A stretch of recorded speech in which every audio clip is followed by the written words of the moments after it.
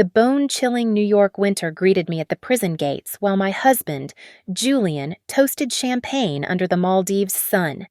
He believes a fat check and a penthouse bought my silence, thinking I am just a broken ex-wife. But as the iron gates slammed shut behind me, the clock on his destruction started ticking. I did not come back to survive. I returned to tear down the false empire he stands on. My name is Elena, and for the last 5 years, I was just inmate 7249. The heavy metal door groaned open, spilling me out into the gray, unforgiving morning. The air outside the correctional facility tasted of diesel and freezing rain, a sharp contrast to the stale, recycled oxygen I had breathed for 1,825 days. I stood there, shivering in a coat that used to fit a woman with flesh on her bones, not the skeletal ghost I had become. My hair was brittle, chopped short to avoid lice and fights, and my skin had the pallor of something left too long in the dark. The sheer vastness of the horizon terrified me. In a cell, you know where the walls are. Out here, the space felt like it wanted to swallow me whole. Thousands of miles away, I knew exactly where my husband was. Julian was likely reclining on a teak deck in the Maldives, the sun kissing his skin while the New York wind flayed mine. He would be holding a crystal flute of vintage champagne, laughing at something Sienna said. Sienna, the 22-year-old model he called the new muse of Vanguard Horizons.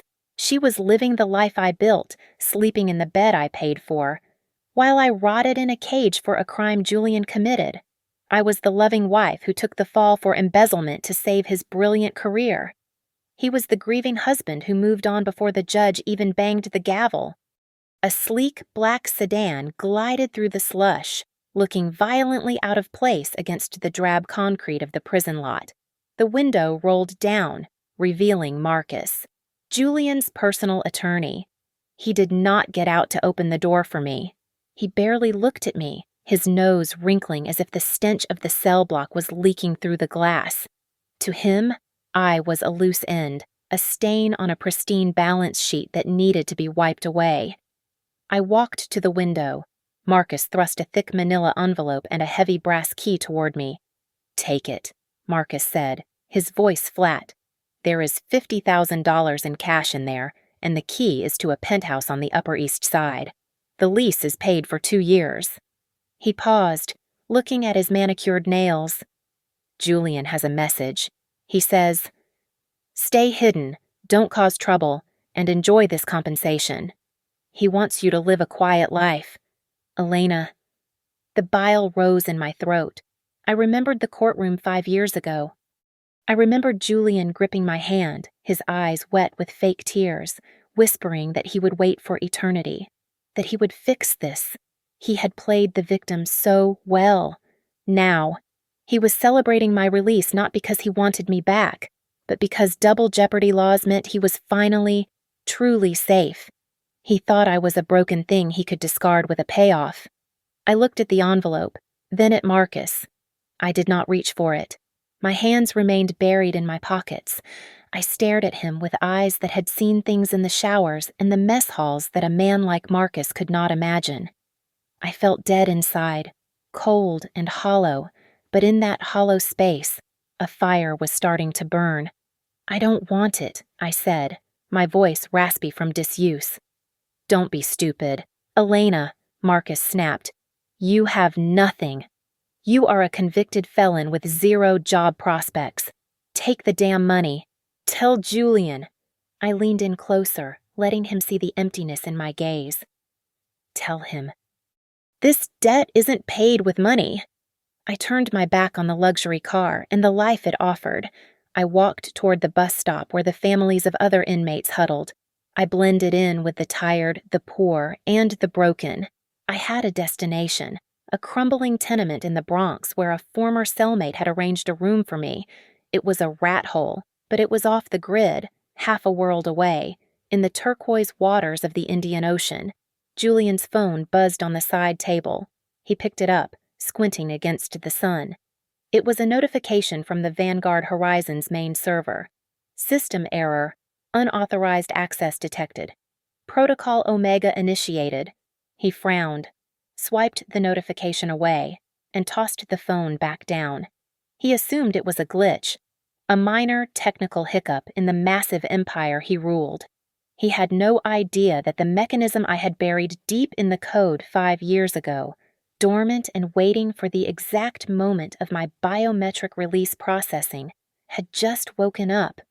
Freedom was louder than I remembered. The subway screeching against the tracks sounded like a dying animal, sending jolts of electricity down my spine. I pressed my back against the cold tiles of the station wall, my breath coming in short, ragged gasps. A businessman dropped his briefcase a few feet away, the heavy thud echoing like a gunshot. I flinched so hard I nearly bit through my tongue, my hands flying up to cover my head before I could stop them. People stared. They saw a crazy woman in thrift store clothes cowering at a noise.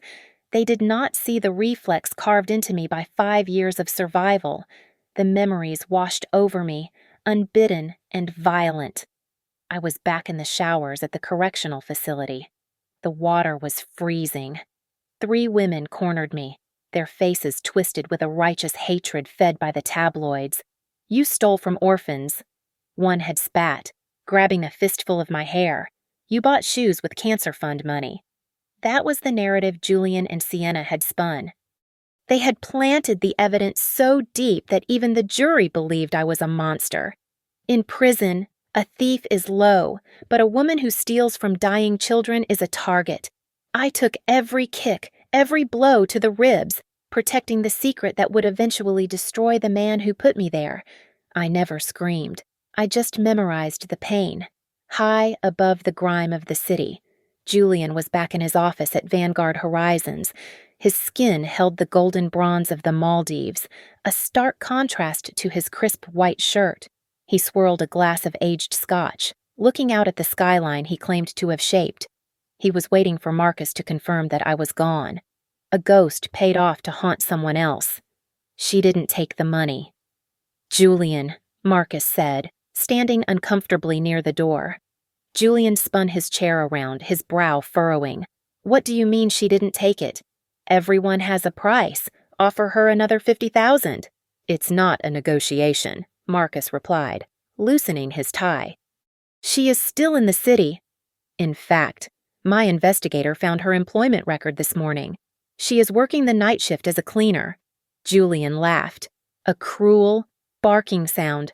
"A cleaner fitting. Let her scrub toilets."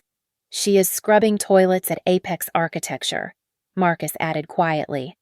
The glass in Julian's hand froze. Apex was his fiercest competitor.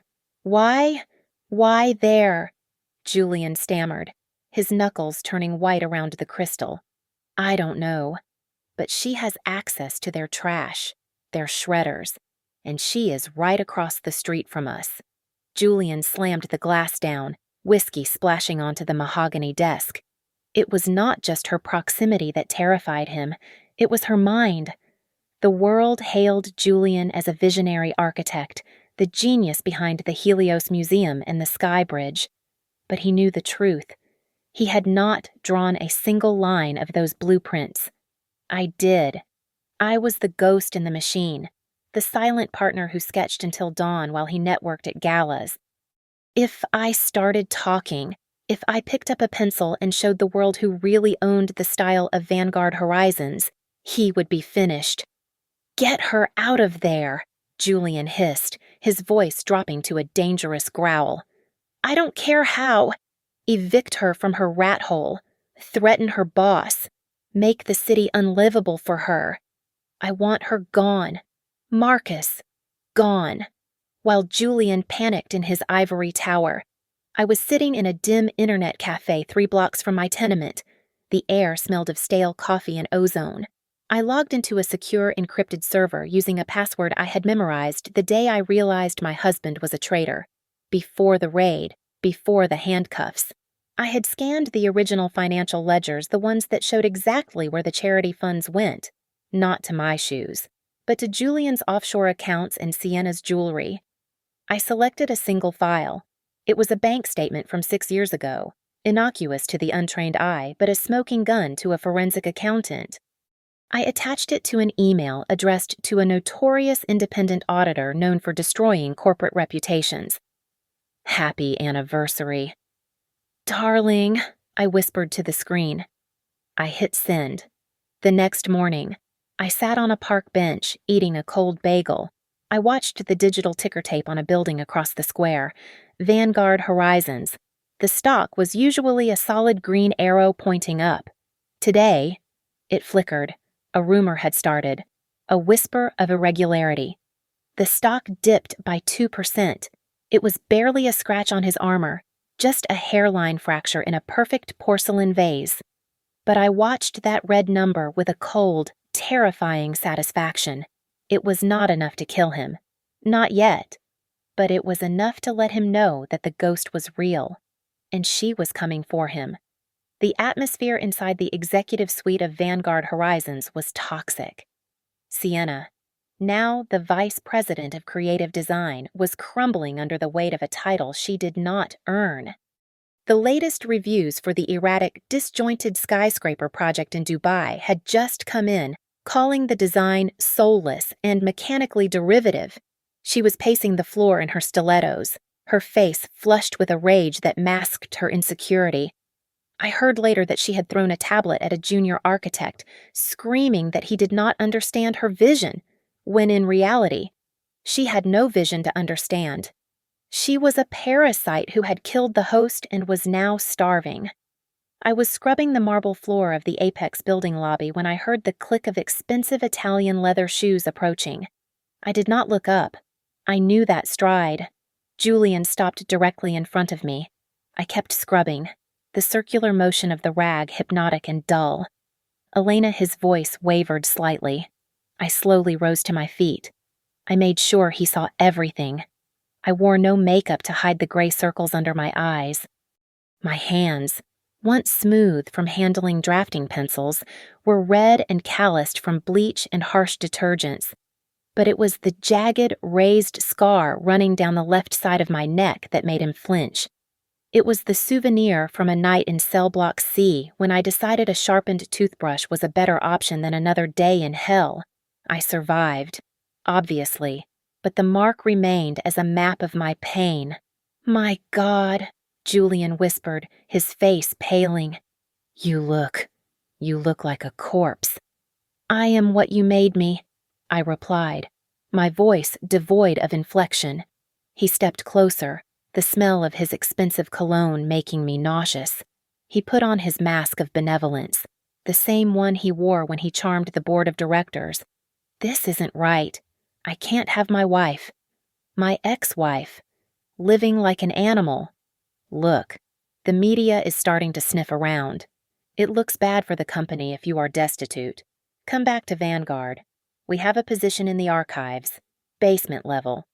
Just filing and digitizing old records. It's minimum wage, but it's safe.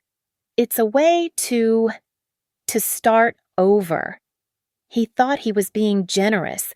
He thought he was controlling the narrative by keeping me under his roof where he could watch me. He did not realize he was inviting the fox into the henhouse. Okay, I said. I did not fight. I did not argue. He pulled a contract from his jacket pocket. It was a dense document, likely filled with non-disclosure agreements and liability waivers. I did not read a single word. I grabbed his gold pen and signed my name with a steady hand. I was not signing a job offer. I was signing his death warrant. The next morning, I walked into the building I had co-founded. I was not wearing a power suit. I was wearing a shapeless gray maintenance uniform with my name stitched in blue thread. The rule was clear. I was to be invisible. I was not allowed to speak to the architects or look the executives in the eye. As I pushed my cart down the hallway, I heard the whispers. Former colleagues, people I had mentored and invited to my wedding, turned their backs. She looks terrifying, one whispered. I heard she stabbed someone in prison. Another muttered, giggling. I kept my head down, pushing the cart toward the executive lounge. Julian and Sienna were there. celebrating a minor contract renewal. Sienna froze when she saw me. She looked at Julian, then at me, her eyes narrowing with malicious delight. She held a glass of red wine, a vintage Pinot Noir that cost more than my monthly rent. As I mopped near her table, she deliberately tilted her hand. The wine splashed across the pristine white tiles I had just polished, spreading like a pool of fresh blood. "Oops," Sienna said, her voice dripping with fake sweetness. "Clumsy me. Clean that up, will you? And do a better job this time. I don't want to see a single streak." The room went silent. Julian shifted uncomfortably, looking from his mistress to me. "Sienna, that's not she's the help." "Julian," Sienna snapped. "Let her help." I stopped. Slowly. I lowered myself to my knees. I took the rag and began to wipe the wine, soaking up the red liquid just inches from Sienna's shoes. I felt the humiliation burning my skin, but I swallowed it. I needed to be here. I needed access to the server room in the basement. When the floor was dry, I looked up. I did not look at the floor. I looked directly into Sienna's eyes. I did not blink. I channeled every ounce of the cold, predatory darkness I had learned in the prison yard. I let her see the abyss. "It is spotless now," I whispered. Sienna actually took a step back, her hand trembling as she reached for Julian's arm. A flicker of genuine fear crossed her face. Julian stared at me, and for the first time, I saw the doubt creeping into his eyes. He realized that the woman kneeling on the floor was not the broken wife he had discarded. He just could not figure out what I had become. Not yet. Julian's nights were becoming a landscape of terror. He told me later, in a moment of pathetic confession, that he could not close his eyes without seeing the dead, shark-like look I had given Sienna. Driven by a guilt he could not name, he used his connections to pull my full medical file from the Department of Corrections. He sat in his study, whiskey in hand, expecting to read about broken ribs or malnutrition. Instead, he found a report dated 4 months into my sentence. Patient admitted to infirmary. Severe abdominal trauma. Emergency dilation and curettage performed. Loss of fetus at 16 weeks. The report noted the cause a targeted assault in the yard. Julian dropped the glass. He had not known. I had been pregnant when the police dragged me away. That child was his. And the name of the inmate who ordered the hit, a detail buried in the warden's private notes, was linked to a payment from an account Julian recognized. It was an account Sienna used for her modeling expenses. The realization hit him like a physical blow. Sienna was not just a gold digger. She was a butcher. While Julian drowned in horror, I was drowning in paper shreds. My office in the basement was a dungeon of discarded secrets. Every night after the executives left, I emptied the shredder bins from the finance floor. I spent hours taping together long strips of paper, reconstructing the ghost of a document. It was Project Chimera, a new development in the Cayman Islands that did not exist. It was a shell company designed to wash money for a cartel, and Julian's signature was all over it. I taped the final piece of the ledger together, my fingers trembling not from fear, but from the thrill of the hunt. Then came the gala. It was a black-tie reception for foreign investors, held in the company's grand atrium. Sienna, in her cruelty, had specifically requested that I work the floor as a server. She wanted me in a uniform, serving champagne to the people who used to toast my genius. "Wear the white gloves," the catering manager told me, avoiding my eyes. And try not to. Loom. I walked into the party. The room smelled of expensive perfume and greed. I moved like a shadow, offering canapes to men who were too busy looking at stock prices to notice the woman they had destroyed. But then, a voice stopped me. "Elena." It was Mr. Henderson, an old client. He looked at my uniform, then at my face. Confusion warring with pity. "Is that... my God." "Elena, I thought you moved to Europe." What is this before I could answer? Julian materialized at his elbow, sweating slightly. "Mr. Henderson, you must be mistaken. This is just one of our rehabilitation hires, a charity case. Come, let me show you the model for the new stadium." He dragged Henderson away, casting a terrified glance back at me. I stood there, a silver tray of caviar in my hand, watching them. Sienna was watching too. She hated that I had been recognized. She hated that I was still standing. As I walked past her table to refill a water glass, she stuck her foot out. It was childish, clumsy, and obvious. I tripped. The tray of hors d'oeuvres flew from my hand, crashing onto the tuxedo of the deputy mayor.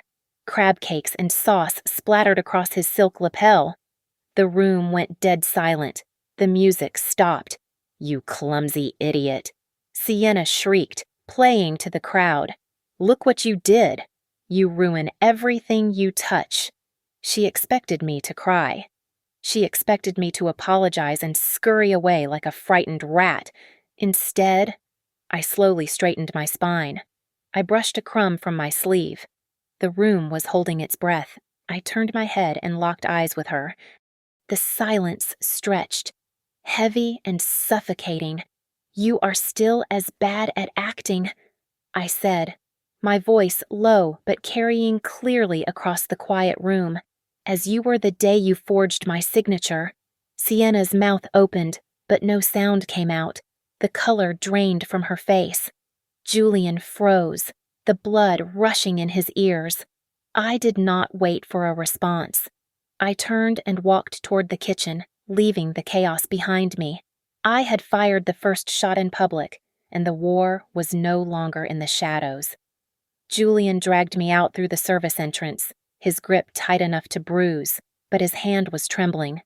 The heavy metal door slammed shut, cutting off the music and the chatter of the gala, leaving us in the damp, echoing silence of the loading dock. He pinned me against the brick wall, his eyes wide and frantic, searching my face as if looking for the ghost of the woman he married. "Is it true?" he choked out, his voice cracking. "The medical file. I saw it. Did we lose a child?" I did not cry.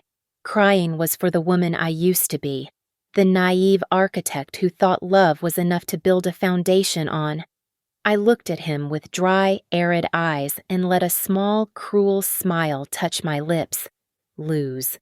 I laughed softly, a sound like dry leaves scraping pavement. "We didn't lose anything. Julian, I had it beaten out of me. It was a Tuesday. It was raining. I remember the sound of the rain against the bars while 3 women kicked my stomach until I stopped screaming.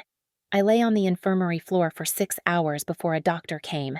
I felt life leave me, drop by drop, while you were— where were you? Picking out tile samples for the glimmering new casino. Julian fell to his knees. He actually retched, clutching his stomach as if he were the one in physical pain. The facade of the powerful CEO crumbled, leaving a pathetic, weeping man in a tuxedo on the dirty concrete. "I didn't know." He sobbed, reaching for the hem of my uniform. "I swear to God, Elena." "I didn't know. Sienna knew," I whispered, leaning down so my breath brushed his ear. "She paid for the hit. It cost her $500. That is what our child was worth to her." I left him there, broken and vomiting in the alley, and walked into the night. While Julian was unraveling, the second phase of my code initiated. At exactly midnight, 50 automated emails were dispatched from a bounce server in Estonia to Vanguard's top investors. The subject line was simple structural liabilities in Phase 4. The emails contained detailed stress test failures that I had flagged years ago, flaws Julian had ignored to save money. The cracks in his glass house were starting to spread. Sienna sensed the shift. She saw Julian pulling away, locking himself in his office, looking at her with a mixture of fear and disgust. She panicked. 2 nights later, as I walked the dark, narrow street toward my tenement, a black van screeched to a halt. 2 men jumped out. They were not professionals, Just hired muscle paid to scare a woman. Boss lady says you need a lesson? One grunted, swinging a baseball bat. They expected me to cower. They expected the victim. But they did not know that prison strips away fear and replaces it with instinct. As the bat swung, I didn't freeze. I lunged. I grabbed a jagged shard of a broken beer bottle from the gutter. When the first man reached for me, I slashed. The glass tore through his jacket and bit into his arm. He screamed, stumbling back. "Come on!" I shrieked, my voice feral, brandishing the bloody glass. "Come and finish it." I was bleeding from a cut on my forehead, my uniform torn, but I stood there like a demon. The men looked at each other, terrified by the madness in my eyes. They scrambled back into the van and peeled away, tires smoking, headlights flooded the street. I raised the glass again, ready to kill, but it was Julian's Bentley. He had been following me. He leaped out of the car, his face pale as he took in the blood and the wildness in my stance. "Elena!" he shouted, rushing toward me. "Stay back," I warned, my chest heaving. "I am taking you out of here," he said, his voice shaking but firm. "You are not staying in this hellhole another night." He practically carried me to the car. I was too exhausted to fight. He drove us not to a hospital, but to the sprawling estate in the Hamptons, our old home. The gates opened, revealing the mansion we had designed together. It stood dark and imposing against the night sky. Sienna was waiting at the door, wrapped in a silk robe. "What is she doing here, Julian? Have you lost your mind?" "Get out of my way," Julian snarled, pushing past her with me in his arms. He carried me into the foyer. The house smelled of lavender and money, just as I remembered, but it felt like a museum of a life that no longer existed. I looked at the grand staircase, the chandelier, the portraits on the wall. It was cold. It was foreign. I was an intruder in my own memories. Julian set me down gently on the velvet sofa, his hands covered in my blood, looking at me as if I were a fragile relic he had miraculously recovered from the ashes. He thought he was saving me. He did not realize he had just brought the fire inside. The luxury of the master suite felt like a suffocating blanket. Julian had tried to tuck me into the king-sized bed, whispering promises of safety and redemption, but the moment the heavy oak door clicked shut, I slid off the mattress. My body had forgotten how to yield to softness. For 5 years, I had slept on a thin steel cot with a threadbare blanket, listening to the screams of other inmates. This silence, this overwhelming comfort, felt like a trap. I curled up in the corner of the room on the cold hardwood floor, my knees pulled tightly to my chest. When the private doctor Julian hired tried to approach me earlier with a sedative, I had recoiled as if he held a knife. "Do not touch me," I had hissed, my voice cracking with a feral warning. I spent the night staring at the moonlight slicing through the French windows, refusing to close my eyes. I was a ghost haunting the house that used to be my home. Downstairs, the atmosphere was thickening with a different kind of darkness. Julian had found my old leather-bound diary tucked away in a box of forgotten things. I knew he was reading it. I knew he was tracing his fingers over the ink where I had written about my unwavering love for him, my willingness to take the fall for his crime because I believed in us. He was reading the words of a woman who would have died for him, while knowing he had left that woman to rot in a cage. The guilt must have been eating him alive. But guilt is a useless emotion when it comes too late. 2 days later, the storm finally broke. A private investigator Julian had hired, finally doing the due diligence he ignored 5 years ago, delivered a digital audio file. I was lurking in the shadows of the upper hallway when Julian played it in the living room. The voice was unmistakable. It was Sienna, negotiating with a corrupt prison guard. "I don't want her dead." Sienna's voice on the recording was calm, terrifyingly casual. "I just want her taught a lesson. Make sure she loses the baby." I can't have any complications when she gets out. I heard the sound of glass shattering. Julian had thrown his tumbler against the wall. You paid them, Julian roared, the sound vibrating through the floorboards. You paid them to beat her. She was pregnant. Sienna, you killed my child. Oh, grow up, Julian. Sienna screamed back, her voice shrill and desperate. I did what had to be done. She was going to talk. I needed her broken, and don't you dare look at me like I am the only monster here. You were the one who let her go to prison so you could keep your precious reputation. Get out, Julian sobbed, his voice sounding small and broken. Get out of my house. I never want to see you again. If I go... Sienna's tone dropped, becoming icy and venomous. If I go, the FBI gets the files on Project Chimera.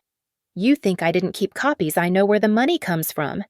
Julian, I know about the laundering. If I go down, you go down. We are in this hell together. Darling. Silence fell over the house. It was heavy and absolute. Julian was trapped. He was shackled to the woman who murdered his unborn child because of his own greed and cowardice. From my spot in the hallway, I felt a wave of nausea. I did not feel happy. I did not feel vindicated. I just felt dirty. Watching them tear each other apart was like watching rats fight over a piece of rotten meat. I realized then that I did not just want to hurt them. I wanted to erase them. I decided to accelerate the timeline. I waited until 3 a.m. The house was quiet, filled with the weight of unsaid sins. I crept down the stairs, my bare feet silent on the marble. I entered Julian's home office. The computer hummed on his desk, a sleek monolith containing the entire future of Vanguard Horizons. I sat in his leather chair, the smell of his cologne making my stomach turn. The login screen blinked at me. I typed in the numbers 10, 14, 2015, our wedding anniversary. He had never changed it. Even while he was in the Maldives with Sienna, he was using the day he swore his life to me to protect his dirty secrets. The irony was suffocating. Access granted. I navigated to the cloud server. There they were, the blueprints for the new Skyline Stadium, the Opera House, the Eco Towers, billions of dollars in intellectual property, all claiming to be Julian's work, all drawn by my hand years ago. My fingers hovered over the keyboard. I did not hesitate. I uploaded the executable file I had written during those long, lonely nights at the internet cafe. It was a beautiful piece of code, designed to eat data and leave no trace. I watched the progress bar fill up. 50%, 75%, 100%. The folders vanished. The backups were scrubbed. The screen flickered and went black. In the center of the empty void, I typed a single line of text for him to find in the morning. The true author has taken back what belongs to her. I closed the laptop and sat in the darkness, listening to the rhythm of my own heart. It was slow and steady. The empire was not just cracking anymore. The foundation had just disintegrated. The sunrise brought with it the sound of a billion-dollar empire screaming. My phone, which I had set to monitor the internal channels of Vanguard Horizons, was vibrating incessantly on the coffee table. The chaos was absolute. The cloud servers were empty. 2 years of architectural work, including the massive blueprints for the Dubai Skyline project, had vanished into the digital ether. Contractors in 3 different time zones were calling the headquarters, demanding files that no longer existed.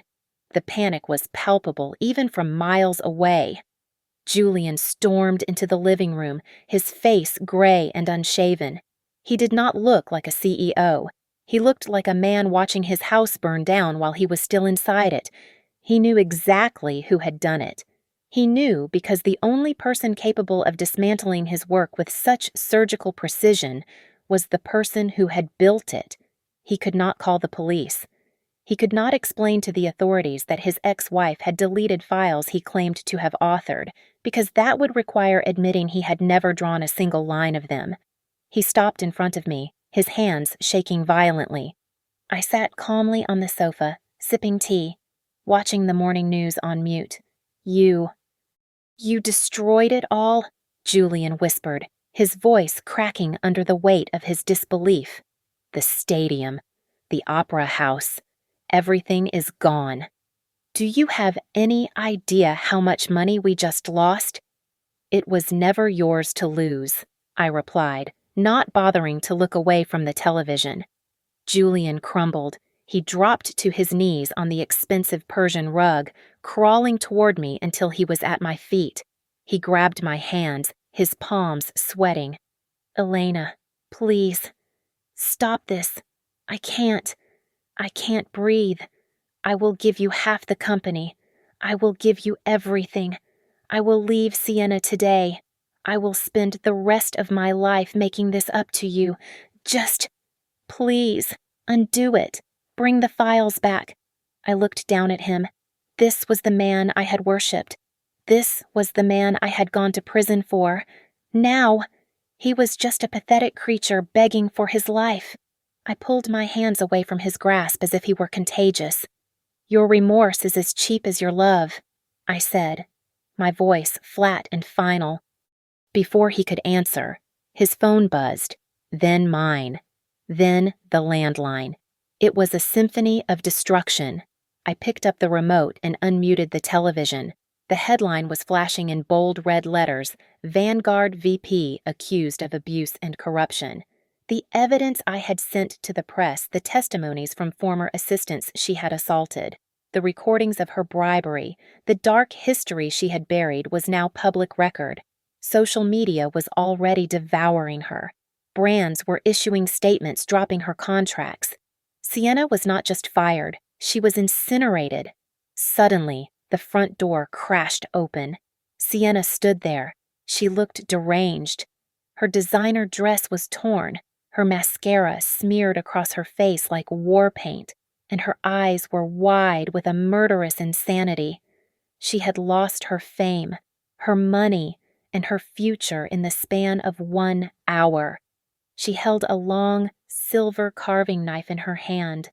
You, she shrieked, pointing the blade at me. You did this. You ruined me. I will kill you. She did not hesitate.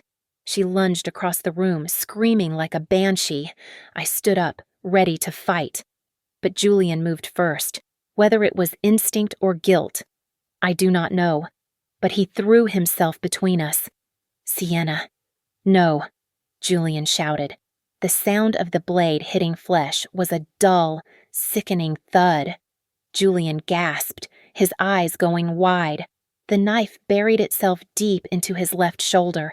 Blood blossomed instantly on his white shirt, dark and terrifying. Sienna froze, her hands covered in his blood, realizing what she had done. Julian, she whimpered, stepping back. I didn't mean... Sirens wailed in the distance, growing louder by the second. I had called 911 10 minutes ago, knowing exactly how Sienna would react when her world collapsed. I walked over to where Julian had fallen. He was clutching his shoulder, his face pale, looking up at me with a desperate hope. He thought this was it. He thought his sacrifice had redeemed him. He thought that by taking a knife for me, he had washed away 5 years of betrayal and a dead child. Elena. He gasped, wincing in pain. I saved you. I saved you. I looked at the blood pooling on the floor. I looked at Sienna, who was now sobbing in the corner, waiting for the handcuffs. Then I looked at Julian. I felt nothing, no gratitude, no love, no pity, just an overwhelming exhaustion. You didn't save me, Julian, I said quietly as the police burst through the door. You just got in the way. The sterile, antiseptic smell of the private hospital wing was suffocating, a stark contrast to the scent of burning money that seemed to follow Vanguard horizons these days. Outside the window, the news tickers were relentless. The stock had plummeted 90% in 24 hours. Creditors were circling like sharks, and the headlines were screaming about the data breach and the impending bankruptcy. But inside the room, Julian lay propped up on pillows, his left arm in a sling, looking deceptively peaceful. When I walked in, his face lit up with a fragile, desperate hope. He actually thought I was there to reconcile. He thought that because he had taken a knife for me. The slate was wiped clean. Elena, he breathed, reaching out with his good hand. I knew you would come. We can fix this. I will sell the yacht. I will liquidate the vacation homes. We can start over. I did not take his hand. Instead, I placed a thick black folder on the tray table across his lap. The sound of it hitting the plastic surface was heavy and final. I am not here to start over. Julian, I said, my voice steady. I am here to finish it. He opened the folder. On top lay the divorce papers, already notarized. Underneath them was something far more dangerous, a comprehensive dossier detailing 5 years of systematic money laundering, wire fraud, and tax evasion. It was the complete map of how he had used Vanguard Horizons to wash dirty money for the cartels. Julian's face went white. He looked up at me, his eyes wide with a childish confusion. What is this? He stammered. Elena, you can't show this to anyone. This sends me away for life. I thought you just wanted to destroy Sienna. She is gone.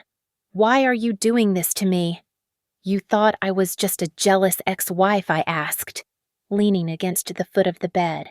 You thought my anger was small enough to be satisfied by removing a mistress. You underestimated me, Julian, just like you did when you let me take the fall for you. But I am your husband, he cried out, tears gathering in his eyes. I made a mistake. I was weak, but everything I built, I did it for us. I wanted to give you the world. You gave me a prison cell. I cut him off, and you didn't do it for us. You did it for yourself. I took a step closer, looming over him. The day you flew to the Maldives to drink champagne with your girlfriend, I continued, I mailed the preliminary copies of these files to the Federal Bureau of Investigation. They have been watching you for weeks. They were just waiting for me to retrieve the final encryption key from your laptop to prove you were the sole beneficiary. I gave them that key yesterday morning. Julian began to shake. The machines monitoring his heart rate started to beat faster, a frantic rhythm echoing his panic. No, he sobbed. Please, Elena, I love you. I have always loved you. Love. I laughed, a harsh, dry sound. Let me tell you about love. Julian, the night I lost our baby, I was on the floor of a cold cell. I was bleeding out. I was in so much pain I thought my bones were breaking. And do you know what I did? I called your name. I screamed for you until my voice was gone. I wanted you to hold my hand. I wanted you to tell me it would be okay. I leaned down, forcing him to look into my eyes. And while I was screaming for you, you were at a launch party, laughing, holding a glass of wine, telling people how relieved you were that the investigation was closed. That is not love, Julian. That is murder. The color drained completely from his face. He looked as if I had stabbed him again, this time in the heart. He opened his mouth to speak, to beg, to lie, but the door burst open. The room was suddenly filled with dark suits. Agents from the FBI and the Economic Crimes Unit surrounded the bed. They did not look like the polite officers who had arrested me 5 years ago. These men looked like executioners. Julian Thorne, the lead agent, announced, holding up a warrant. You are under arrest for racketeering, money laundering, and conspiracy to commit fraud. You have the right to remain silent. Julian screamed. It was a raw, animalistic sound of pure terror. He reached for me, his fingers grasping at the air.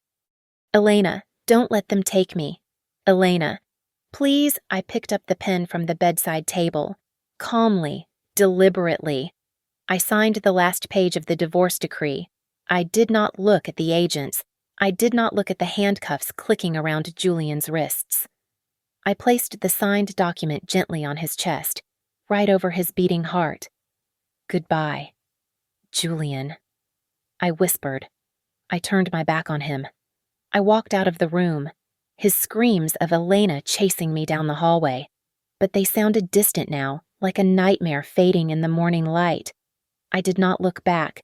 I just kept walking toward the exit sign, where the air was free and clean. The fall of Vanguard Horizons was not a slow decline.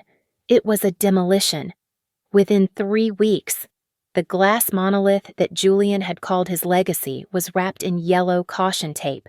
The federal marshals moved in like ants, cataloging every chair, every computer, and every piece of modern art that hung on the walls. I read in the papers that the assets were being auctioned off to pay a list of creditors that was a mile long. The penthouses, the custom yacht, the sports cars, all of it was gone, stripped away to pay for the sins that bought them. Julian's empire was nothing more than a carcass being picked clean by the vultures of the legal system. Justice, when it finally arrived, was heavy and absolute. Sienna did not weep when the judge read her sentence.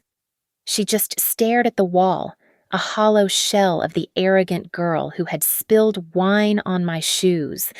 The jury showed no mercy for a woman who had ordered a hit on a pregnant inmate. Life in prison without the possibility of parole.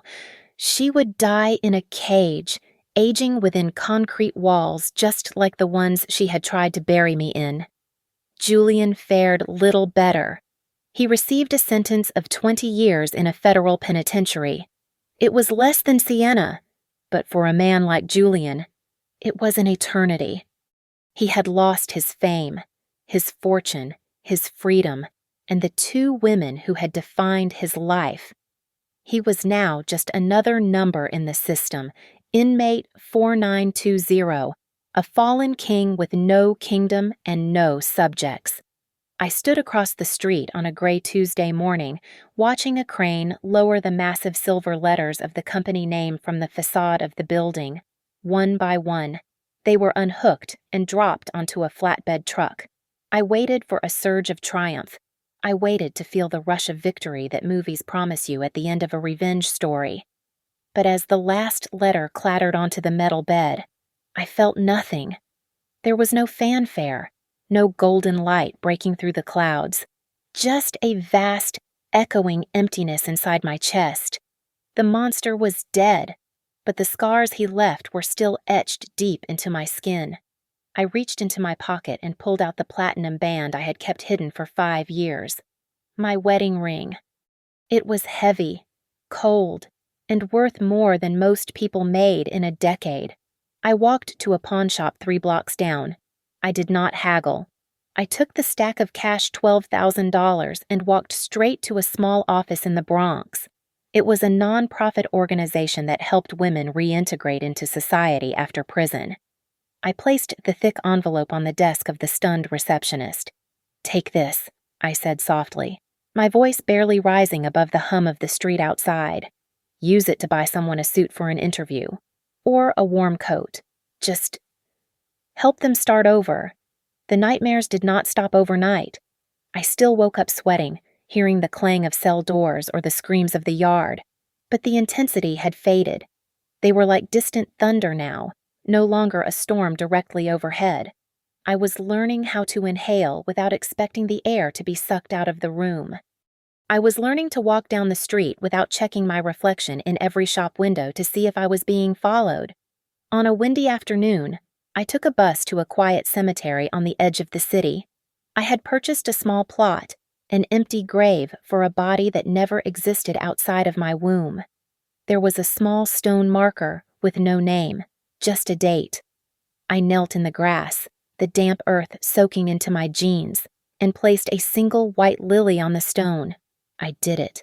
I whispered to the cold ground, my throat tightening. I made them pay. They can't hurt anyone else now. Mama finished it.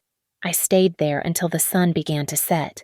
I realized then that revenge is not a cure. It does not bring back the dead. It does not heal the broken bones or the lost years. It did not make me happy. But as I stood up and brushed the dirt from my knees, I knew it was necessary. It was the surgery required to cut out the rot so the healing could actually begin. I was no longer a victim. I was the survivor who had finally closed the book. It had been exactly 365 days since the judge read the verdict.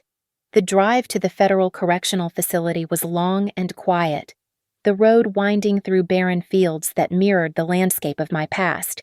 I did not feel the nausea that used to plague me when I approached these walls as an inmate. Today, I was a visitor. I walked through the security checkpoints, the metal detectors, and the heavy automated gates with a strange sense of detachment.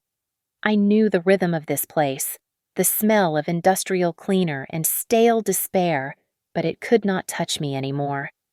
I sat on the metal stool in the visitation booth, waiting. When the door on the other side opened, I barely recognized the man who walked in. Julian looked as if he had aged 20 years in one. His hair, once thick and perfectly styled, was thinning and gray. His skin was sallow, hanging loosely on his cheekbones. But it was the clothes that struck me the hardest. He was wearing the same shapeless, bright orange jumpsuit that had chafed my skin for 5 long years. The universe has a cruel sense of irony. He sat down slowly, avoiding my gaze at first. He picked up the phone receiver with a trembling hand. I picked up mine. Elena. His voice was a rasp, rough from disuse or perhaps from crying. I didn't think you would come.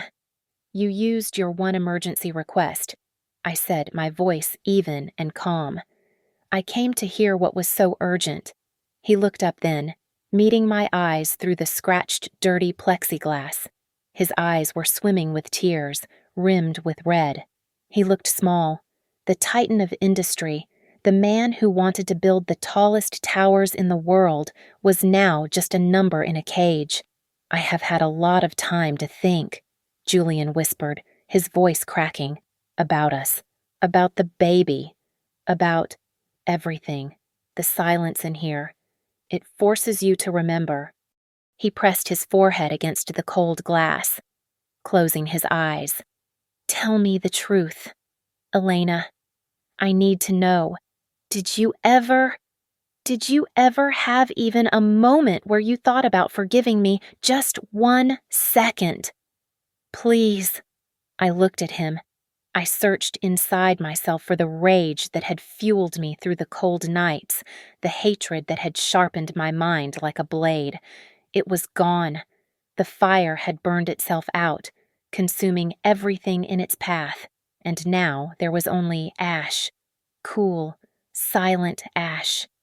No, I answered softly. He flinched as if I had struck him. But, I continued, leaning slightly closer to the glass, I don't hate you anymore, Julian. A flicker of hope sparked in his dull eyes, pathetic and desperate. You don't know. I don't hate you because hate takes energy, I said, my voice steady, cutting through the static of the phone line. Hate means I still have feelings for you. Hate means you still matter to me. Hate is a connection. Julian, and we have no connection. The hope in his eyes died, replaced by a horror far deeper than the fear of prison. He understood. I was not giving him mercy. I was giving him oblivion. You are nothing to me now, I whispered. Just a ghost in an orange suit. Julian dropped the receiver. It swung by its metal cord, hitting the wall with a dull thud. He buried his face in his hands, his shoulders shaking violently as he sobbed. He realized that his true punishment was not the walls around him, but the absolute indifference of the woman he had destroyed. He was mourning himself because he realized he no longer existed in my world. I stood up. I placed my palm against the cold glass one last time. It was not a gesture of comfort.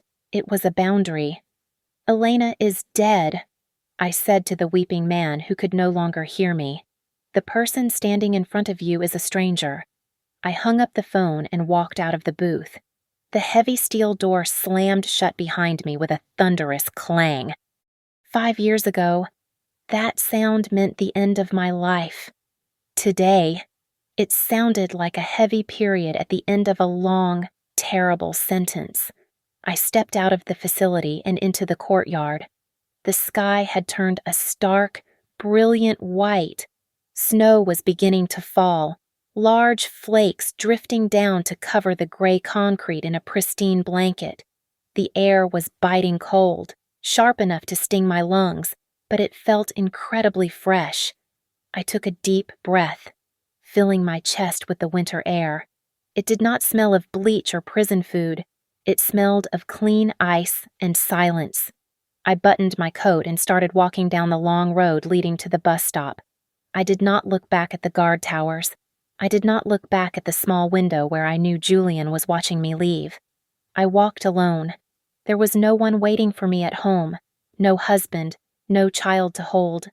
The grief was still there, a quiet companion in my heart, but it no longer weighed me down. I looked down at my boots sinking into the fresh snow. Every step left a deep, clear track. I was walking on my own 2 feet. I was breathing my own air. For the first time in a decade, the path ahead was completely white, unwritten, and entirely mine. Thank you so much for listening to my story.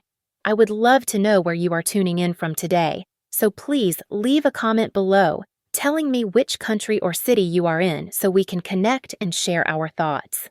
If you enjoyed this story, please subscribe to the channel Lily Revenge Stories, like this video, and smash that hype button so this story can reach even more people. Your support means the world to me.